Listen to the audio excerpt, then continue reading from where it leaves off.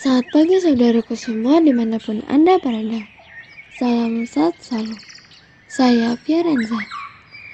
Kita akan mendengarkan bacaan kitab suci dari Injil Lukas bab 11 ayat 37 sampai 41.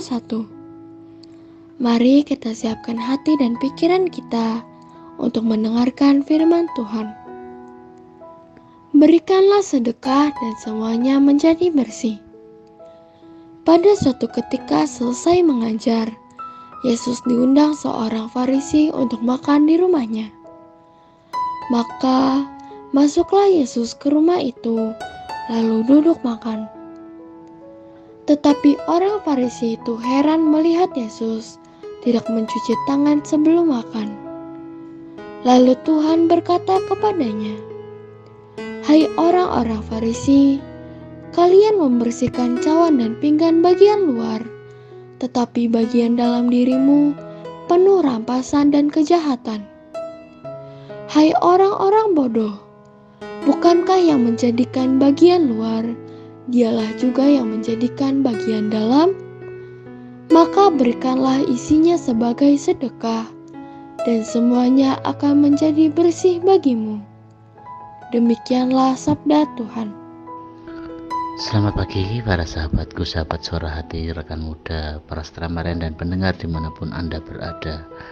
Bacaan Injil hari ini kita kembali melihat orang Farisi mempermasalahkan Yesus yang tidak mencuci tangannya sebelum makan.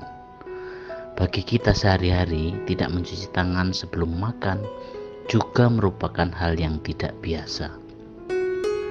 Terlebih selama masa pandemi dan masa pemulihan ini, setelah aktivitas kita pergi ke suatu tempat atau pergi dari manapun, pasti kita harus mencuci tangan.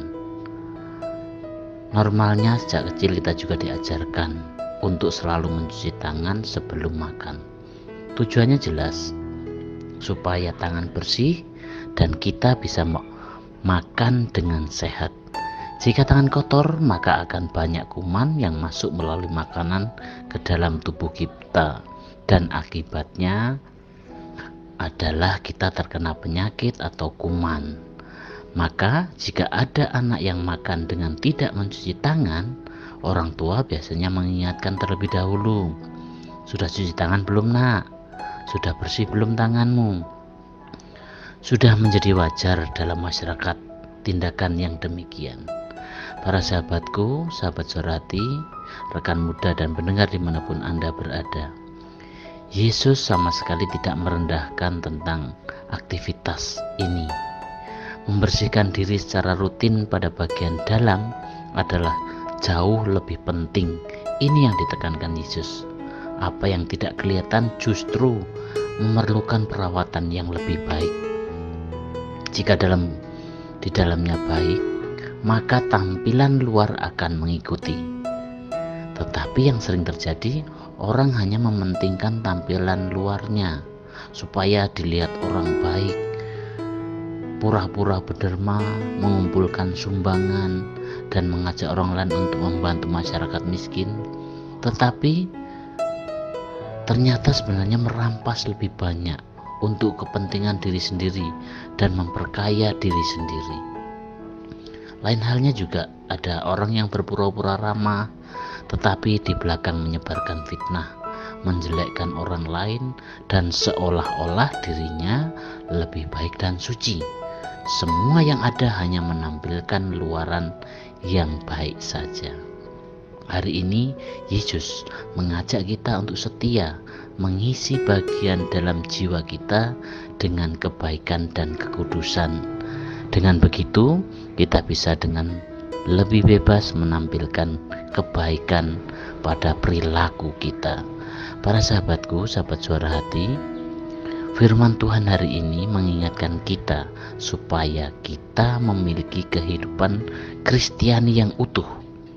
Kita wajib memiliki pengetahuan akan kebenaran, sekaligus juga mempraktikannya dalam seluruh aspek kehidupan kita. Jadi, seorang yang beriman Kristiani tidak hanya tampak saat ibadah, namun juga hadir pada saat kita bekerja, sebagai orang tua saat mendidik anak,